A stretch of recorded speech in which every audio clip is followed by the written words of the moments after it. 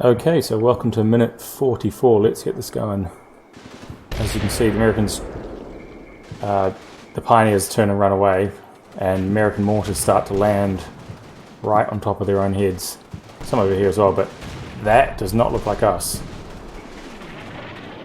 So whatever's going on there is not good for them. I mean, theoretically that could be our own emergency bombardment, but I don't think so. Over here, there's not a lot. We just scatter some fire back and forth. And there's a big push. Looks like a whole platoon is coming through the woods here. I'm trying to shuffle them in to counter it, but there's not much I can do. There's not many people left. But as you can see here, the Americans make a big push right over the strong point and get absolutely shredded. The high point of the ground, the high point of the ground there, can be seen by the tanks and pretty much every single person we have left, and so they suffer at least a dozen casualties and are driven back quite convincingly. Right, let's go and have a closer look at the, I don't know what we're going to name it, we can name it the Bloodbath on the Strong Point or something equally clever. That's the pioneers, they're falling back, having done their work.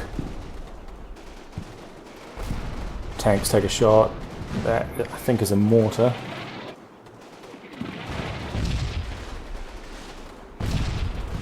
And that, I think that's a mortar. And we see some Americans start running away after the explosion, so hopefully they've been trapping a little bit. And the American tank pops up. And then, yeah, we can see it looks like a normal American squad starts trying to crest the rise and presumably get in firing positions and just starts getting absolutely shredded.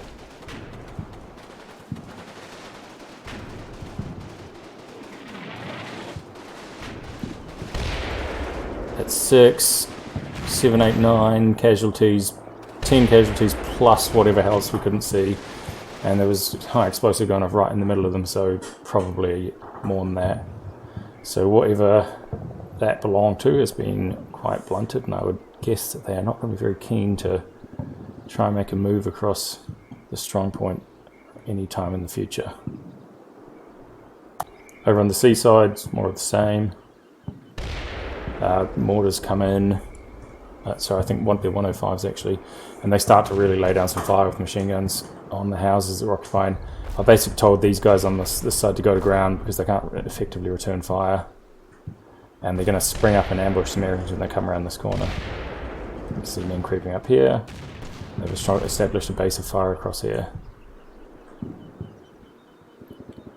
These guys have an explosive shell and a whole bunch of machine gun fire, and they quit the house and, yeah, rather foolishly decide to camp out where they're visible to the American machine gun. So probably not good news for those guys, unfortunately.